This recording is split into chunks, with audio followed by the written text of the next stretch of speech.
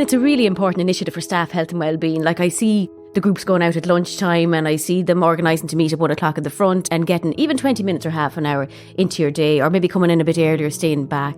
But it is trying to fit these pieces in. And we all have to mind ourselves as individuals, as managers, as colleagues, so I think those opportunities for that chat and that walk, it's crucial to minding our own health.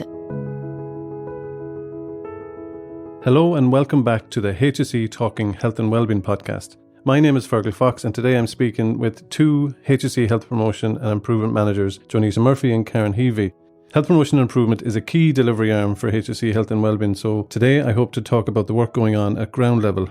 So you're both very welcome, guys. Thanks for coming on the podcast. I hope you've been listening in. Thanks, Fergal. Yeah, we've been listening. Because we've been kind of talking about you behind your back, so it's good to have health promotion managers here. What's your thoughts on using podcasts as a communication? Just really pleased to be asked to be part of the podcast, and I've been listening to one or two while out for a walk in the evening as well. So I found them really insightful and really to get a better understanding of the work on the ground. So pleased to have the opportunity to speak today. Great. So you might tell us a bit, I suppose, about what work the Health Promotion Improvement Department does in HSE Health and Wellbeing. There's a huge range of programmes that we lead out on, like a lot of the policy priority programmes we implement at a local level, whether that's around tobacco, healthy eating, physical activity, Sláintecare Healthy Communities, staff health and wellbeing. So there's a huge programme of work there that we're tasked with delivering in each of our areas there, and we have key staff leading out on the different programmes then. And what's your area? What's the geographic areas we're talking about here? Yeah, so I'm in South East Community Healthcare area, which covers Wexford, Waterford, Carlow, Kilkenny and South Tipperary. And yourself, Karen? And I'm in Dublin South, Kildare, West Wicklow. Okay, so the Sláintecare Healthy Communities, one of our episodes focused on that, but we didn't speak to anybody from your areas. How have you found that? Yeah, very exciting programme, really, to see health promotion wrapped up and delivered into a community as a whole programme. And being able to have that offer out, whether it's around healthy eating, whether it's around tobacco, social prescribing, even staff health and wellbeing. We're working with staff in those Sláintecare Healthy Communities. The MEC programme as well, we're delivering through there. So we have 4 sites in our area and it's really an exciting programme. We're actually launching the Cherry Orchard one next Thursday. So great to see it at this stage of delivery. Yeah. And we've 3 sites in the South East, Wexford, Waterford and Clonmel. And I think the beauty about the Sláintecare Healthy Communities is right into the heart of the community, where the services are most needed and where we need that extra investment with people living with more marginalised challenges. So it's great to have that dedicated support there and to see the traction on the ground and the effects of it there, whether it's through the parenting programmes, young families, parents signing up for the parenting programme or the Healthy Food Made Easy. It's fabulous. And one of our programmes here we've just started to lead out on is the Week and Quit programme. That's a fabulous success and we've had great interest in it and people staying for the whole end of the programme, which is fabulous as well. Yeah, if you have that retention, I suppose you can guarantee that there's going to be an impact made, isn't there? And you're doing something right if people are staying. Absolutely, You're not just engaging in and out. It's not a revolving door. Yeah. I think the Sláintecare Healthy Communities from a health promotion perspective is, like Karen said, like it's different. It's very different than anything we've done before because you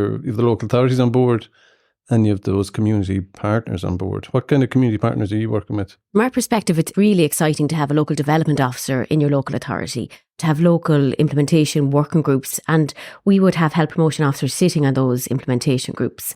So we have Keith out in Dundalkin, we've Alan out in Tala, we had Anya and Serena down in Athy, and in Cherry Orchard, Tina Daly, who's been very instrumental in supporting Healthy Food Made Easy and Week and Quit. So it's a really exciting programme, and I think it joins up the dots around how we promote health, because we'd come from a health promotion discipline, and I suppose the Ottawa Charter would be our guiding document. So you really have to work at the environment. You have to look at the setting where people are living, where they're learning, where they're walking, where they're working, and what supports can be there to improve health and make health the easier choice. To get out there and walk, to get out there and engage with the community, be a volunteer, take part in their schools, take part in older person programmes, take part in healthy eating. So I think for the first time in a long time in health promotion, I feel we have that joined up thinking around how we can support a community as a whole, from the very young child in that community to the older person in that community. Yeah. And key to that is our partners working in collaboration. Like, it's essential for us to have that partnership and integrated piece working on the ground and leading it from within the communities, because they're best placed to know what are the needs and how they can attract people into the programmes. We're delighted to say we're working in partnership now in Wexford. We work with Fergal Fox Youth Services, Barnardos as well, and Wexford Local Development Committee. And then in Waterford as well, we're working with Brill Family Resource Centre, and there's a collaboration of family resource centres in Waterford leading out into programmes. The family resource centres have really become a huge enabler. Oh, yeah. Because I suppose by definition they're placed where they're needed. Yeah. And working with them to be health promoting entities. And they have the trust of the communities. They're long-term embedded there. They have a building there. They deliver programmes. They're the go-to for a lot of families when they have a query or a question or where do I go to now? So I suppose the family resource centres have been key, along with the partnership companies. We'd work quite closely with County Kildare Leader Partnership, County Dublin Partnership, Ballyfermot and Chapelizza Partnership, Barnardos, and a number of resource centres as well. So they have the reach that we don't have and we won't have. And there's a trust built up there as well. So we work so closely with our partners, and really they are the conduits for quite a lot of our programmes. So you're working with a massive group of allies to be able to hit the ground effectively, I guess. Yeah, and as well in Clonmel, like we work with Clonmel Resource Centre, and Naomi Burke there is the manager. And like all of those family resorts have such a reach and history in the community. So they're established, they're known, they're a trusted source to go to for families. And also, like, we're delighted to be working in partnership with them because they really are essential. We say that in terms of the health information that we try to provide from a HSE perspective. We want to be a trusted source of health information. Yeah. But at that ground level that you're talking about, and it's interesting the word that you use there, history and trust, like that relationship. We're leveraging into other people's relationships for a health promoting impact. Yeah. And I think health promotion is about that. We're not the sole deliverers of it. Like, in order for us to have effect in how we want to deliver our programs, we need all partners coming together and doing their bit. And I think when we look back on the history of health promotion, like myself and Karen are over 20 years working in health promotion. And when I see the progress that has been made in health promotion over those 20 years, and particularly since the launch of the Healthy Ireland framework and the Sláintecare framework as well, that investment, that government commitment in relation to a health in all policies and all of society stepping up and doing their bit, whether it's the local GA club. I know Noel was on a couple of weeks ago, Noel Richardson, talking about the healthy clubs, like whether it's healthy clubs or healthy schools, healthy workplaces, healthy communities, which is what we've just been talking about. Everybody has a role to play in health, and whilst we're tasked with it from the HSE, but we need our partners and we need our communities coming with us and all of us facing into one direction, which is ultimately around health and wellbeing. Yeah, no, that's very well put. So you're talking there about the history, and from my perspective, when I look back on the 20 years, it's been kind of slow change for a while. The Healthy Ireland framework, absolutely, as you said, made a huge difference. The Healthy Ireland Strategic Action Plan more recently has seen a revolution though in the last 3 or 4 years, haven't we? You've been at the coalface of that, been managers. So what's that been like? I suppose we started as managers all together in January 2020. I had a team of 8 working in Dublin, South Kildare, West Wicklow, serving a population over 700,000. And the team will have grown, hopefully by the end of the year, by 40 skilled, competent, confident health promotion officers out there delivering programmes, working with the local authorities, working with the partners and supporting improved health outcomes for our communities out there. So I've seen a huge change in health promotion over the last 20 years. And a real embedding of it. And we're at the table now in terms of HSE structures, whether that's the enhanced community care, Sláintecare, being involved with the integrated care programme for older persons and chronic disease. Having a head of service for health and wellbeing, being at those tables has made a huge difference to how we're viewed as a service, that embedding of health promotion at every level. And it makes a really important stride in terms of having standardised programmes, evidence-based programmes, that we become known. And we do quite a lot of PR in our area. We just launched our annual report. So, people are starting to see, well, that's the department who deliver on MEC, who deliver on staff health and wellbeing, who do training for the teacher training, for community programmes. Yeah, we might come back to one of those. So it's interesting, though, what you're saying, that you feel that you've become more integrated. Yeah. Like there's been an evolution internally in the HSE with the heads of service for health and wellbeing, and you got better integrated internally, but you've also become better integrated externally because of that investment that we just spoke about in Sláintecare Healthy Communities and the likes of that. Yeah. I think the whole enhanced community care programme and the reform programme there has been a huge winner in terms of reforming the health service and how we do our business and bringing the care as near as possible to where the patients and clients need it. So that in itself, that investment in terms of primary prevention and promotion of health is essential. And for us to be there at the table as a key player, as one of the key players in those primary care networks or chronic disease hubs, to be able to support people where they need it at the right time and in the right place. Enhanced community care isn't something that we've spoken about before, but it has, as well as Sláintecare, it has been an enabler of a greater investment both into health and wellbeing, and it's been an enabler for that integration piece, Karen, that you were talking about. Yeah. Having a building block that will stay constant now, that network. In the enhanced community care. Yeah, absolutely. Having that community health network and having a network manager, and we'd work quite closely with our 14 network managers, and we have a health promotion officer based in each of these networks. Right. We also have a health promotion officer based and supporting the chronic disease hubs as well, and working with our ICPOP hubs too. So actually, I think we know the regions are coming and there will be a change in geography, but the work stays the same on the ground. And having that building unit that serves 50,000 population, I think that's going to be so important as we go through more change in the HSE, that people identify with their local community. They identify with their primary care centre, or the health centre as they will call it. And we've seen a huge investment in prevention, early intervention, in the networks, through health promotion, through the integrated care programmes as well. It's a really exciting time for that building of that work as we go into the regions. So how did you come in? I'm aware, Karen, you came in through the community development when I met you first back in the old Midland Health Board. So, Joan Ita, where did you come in? Yeah, I suppose it's interesting, I was reflecting back on that. Even from a very young age, I was always interested in health and well-being. And I'm even thinking back in my school days, and when friends were maybe smoking or drinking, I was always saying, would you consider giving up?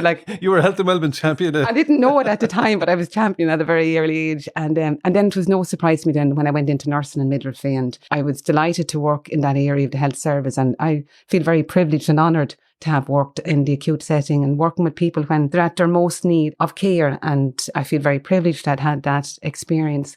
And I suppose then I came to a crossroads in my own life, in direction of travel in terms of my career. And a good friend of mine and colleague that I work with now, Catherine O'Loughlin, had completed the first health promotion course in Galway in 1995. And she knew I was all into health, and that she said, Joan, that course would really suit you. So that was it. I went in, and I'd have to say it was one of the best decisions I've ever made in my whole life. And if I could say the dot moment when I went to Galway and learned so much around health promotion, I think learning about the determinants of health, and knowing that there are so many factors that influence health and well-being, that there isn't just one. And when we look at it in a collective and adopt that whole of society approach to promotion of health and well-being, we will have success. So that Healthy Ireland framework was speaking your language, that health in all policies approach. And Karen, from a community development perspective, I suppose it's joining the dots as well, was it? Yeah, I think so. I suppose my origins would have been working with a partnership company, working on transport project, older person project, developing a committee skills training programme. And I suppose even like Joan, from a young age, I would have been the prefect in the school, probably given out by the lads at the back of the bus smoking.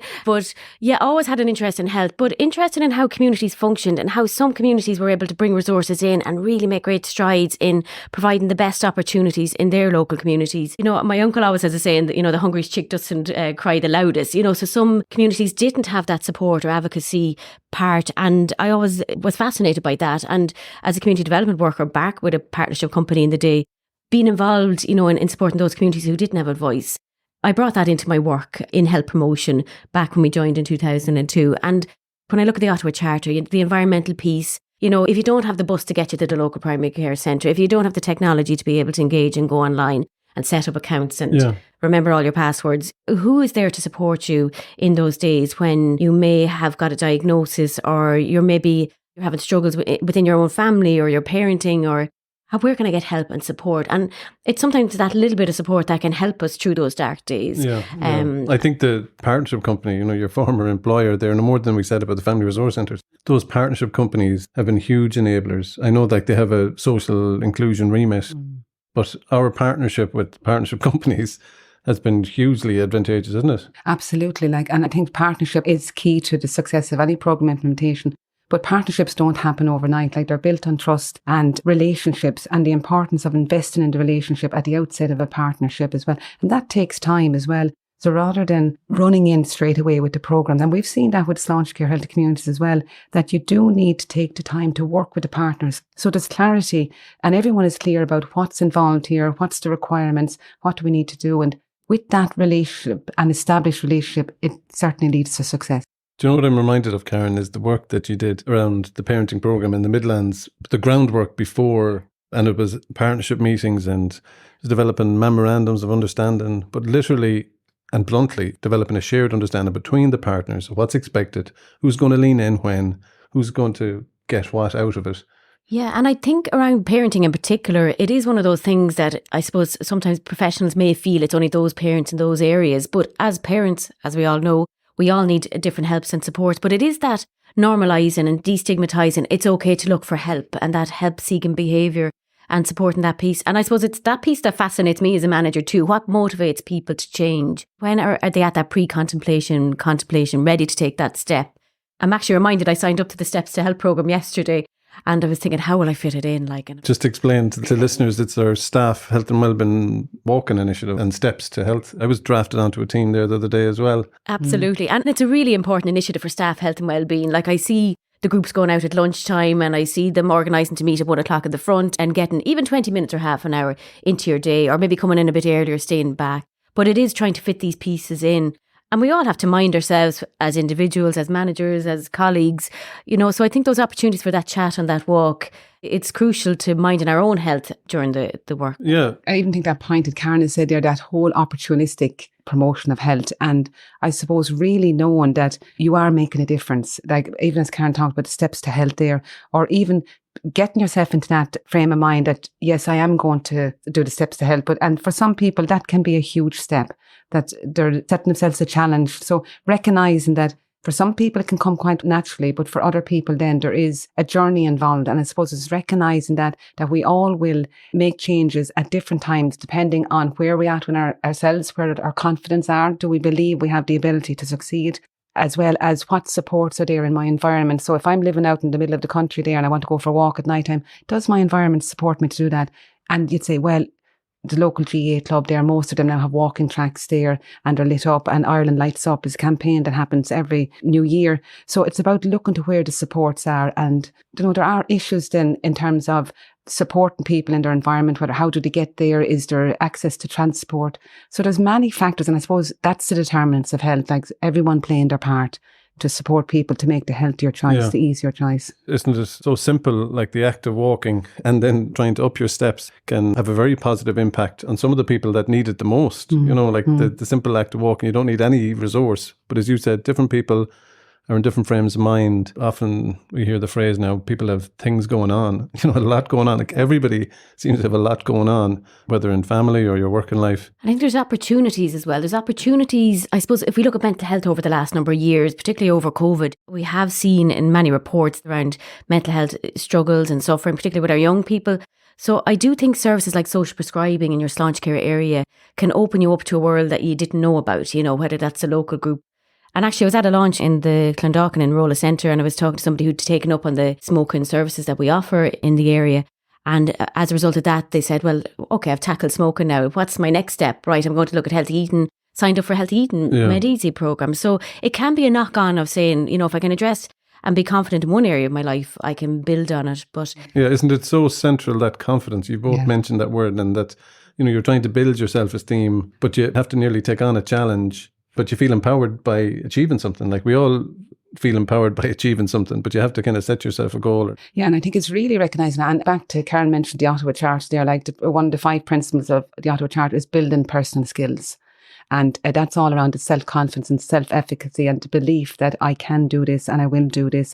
And I suppose recognising that people will come to different health choices at different stages of their life. Young people have very much a present tense mindset, and everything is now and it's instant. And when you talk about into the future, then in terms of health into the future and health and wellness into the future, the choices to make now can have an impact for any of us into the future. And I suppose, I often think health isn't a given. We have to work at it. It's like everything, whether you're going out to play the All-Ireland, you don't go and land yourself in the All-Ireland final. You have to put in the matches, the groundwork, the practice. If you're doing an exam, you have to do the studying. It's the same for health. You have to invest in your health in order for you to reap the benefits of it. And it's a small investment throughout your life. And knowing, and I really come back to this, really valuing what you're doing right now is making a difference. And to really acknowledge that for yourself, that the choices you make are making a difference in your life and ultimately for population health as well. Yeah. I think the COVID restrictions, and I've said this before, that they pulled the rug out from us and they made people more aware of the likes of your social supports and how central they are to your well-being, or your, people might felt they were walking more, but they were always eating more, they might have been drinking more, they might do a lot of things more, but they weren't engaging as human beings. So how do you think we're bouncing back from COVID in the communities you work in? I think it's a work in progress. I still think there's still a little bit of fear and a little bit of resistance, but I think as we provide more programs, as community centres, family resource centres, partnership companies, the work we do as health promotion officers out on the ground, as we bring people more in and connect with each other, I think we are getting to, I won't say back to where we were pre-COVID. I think there's a lot of positives through COVID that we need to bring forward into the future as well. But I think we are engaging more, and I think that will come with time. But it's building that back up slowly. There is still a cohort of people out there who are nervous and worried about their health. We're living longer, and we know that now. And I mean, the life expectancy for men and women in Ireland has increased. So we're living longer with chronic conditions. So we do, as Joan says, we do have to mind ourselves a little bit more. Yeah. I don't know whether it means midlife crisis has moved on, or is that more middle age? I think Joan Ita's call to action there around being aware of your healthy behaviours, or how your behaviours are going to bring you into your older years in a healthy way. I think that's important. Yeah, I was just listening this morning on the way up, and Professor McConaughey was talking about the changes in guidelines now, and about that whole connection.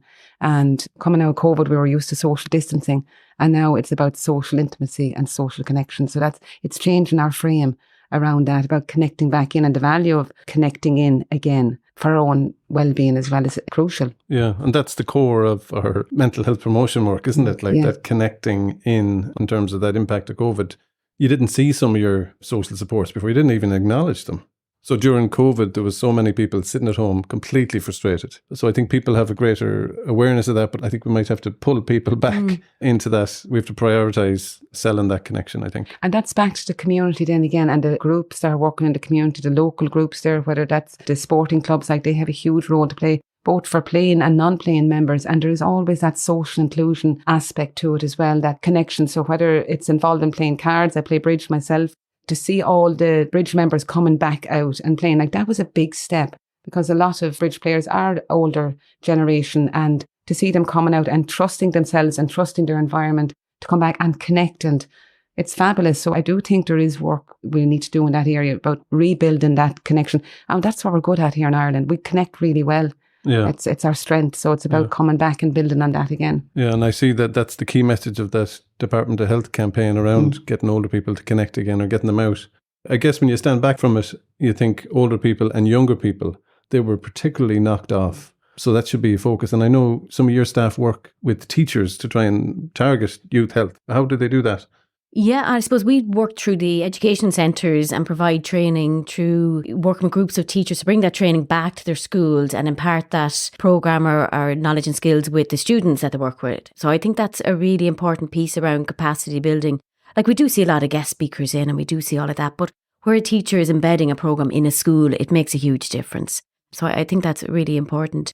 You just mentioned there about the young people and older people being affected with COVID.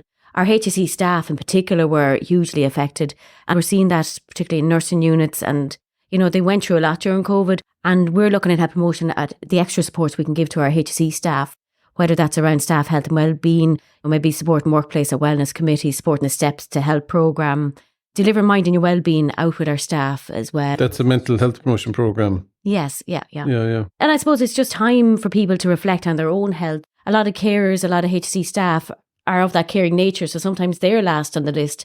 So we've seen a lot of burnout, but we're working with a really impressive workforce, and they're our most valuable resource and asset. And I say that with my own team as well. I'm working with an amazing team of seniors who lead out on the Making Every Contact programme count, who lead out on Sláintecare staff health and wellbeing training, mental health promotion. So the staff health and wellbeing, I absolutely think that's crucial. So the HSE staff were at the front line, and funnily enough, health promotion were taken from their health promotion role and thrown into many different front lines. They were one of the redeployed services, weren't you? How did you? We stepped up, and everyone there, I think we were living in extraordinary times, and no mountain was unsurmountable. Whatever needed to be done, not just ourselves, but all staff stepped up and rallied and gave and kept giving.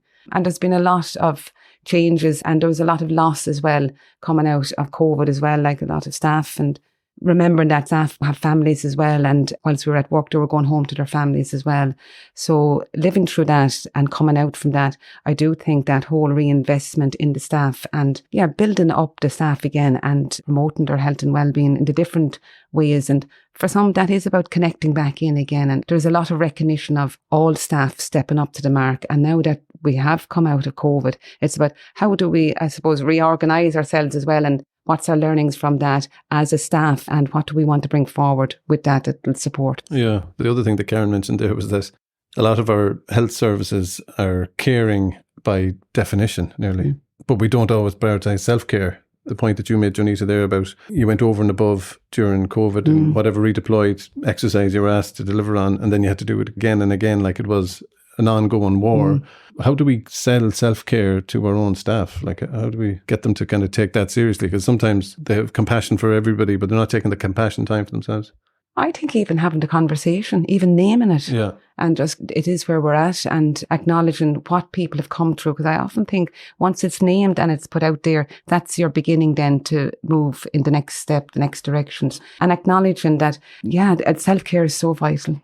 I think it's about management giving that space to say you're welcome to take part in a Mind in Your Wellbeing programme and to access services and access support, and for those in those positions to model that behaviour as well. So it is putting the jacket on and going out at lunchtime for the walk at times. It is being respectful of boundaries, and it is being role models, I suppose, that we are the ambassadors for promoting health within our organisations. But it has been a difficult time, and I think that support from management is crucial to say to staff, it's important to look after your own health. And we're providing the resources and the supports to do that. And I see that in our own area around working with the community nursing units as well. We've staff health and wellbeing. Siobhan Mangan is supporting the community nursing units in particular with a range of supports there as well. And they're very open to it. It's making that time to do that, I think. Yeah, no, I think it's vital, isn't it? Absolutely, yeah. We might kind of wrap it up there. So one of my final questions to you in today's episode is, where do you see yourselves over the next 12 or 18 months? We spoke about the kind of revolution that has happened in health promotion with the big injection of staff and these areas of work and getting better integrated internally and working with so many partners externally. How do you see things rolling along in the next year or two? I would say the future is very bright for health promotion, and it is key to population health. It's key to addressing health inequalities, and we're there to support positive health and wellbeing outcomes. So I think while there may be change ongoing, the work on the ground stays the same. And for me, building a skilled workforce of health promotion officers out there, and we're still recruiting on hsejobs.ie.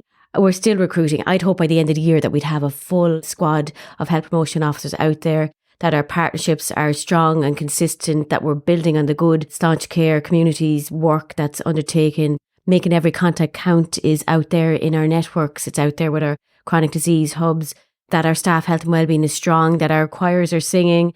The breadth and depth of the work is huge. But we're very clear in our area that we've 6 core functions of work and that we've action plans for each area of work. We've built our connections both internally and externally, and we're really optimistic for the future. Okay, Joan Ita? Yeah, look, everything that Karen has said there, I concur with. And I suppose for me, the future is that continual investment and investment in health promotion. And we know that with dedicated investment through staff, like Karen there, my staff has quadrupled since I came into post, and we're positioned in all the 5 counties and leading out on all the programmes. And that difference has been phenomenal in terms of the reach and what we can do. So with the investment in terms of the resources and the human resources, and then the evidence-based programmes to continue to build and grow on that. So I would say a continuous investment in health promotion, recognising that this is key to promoting population health and wellbeing, that we know when we look at downstream philosophy and upstream philosophy, we know that by investing when people are well and building on that from the cradle until older age, investing throughout the life course and putting the resource in at key times will lead to increased population health and wellbeing. So very good, very good. Okay, I'd like to thank you so much for your time and input today, Karen and Joan Ita. And if anybody wants to find out more, you can go to the HSE Health and Wellbeing website. The Sláintecare Healthy Communities page on that has a comprehensive list of services and contact emails if you want to reach into the health services anywhere in many of the areas that we talked about today. And thank you, the listeners, for tuning into another episode of HSE Talking Health and Wellbeing.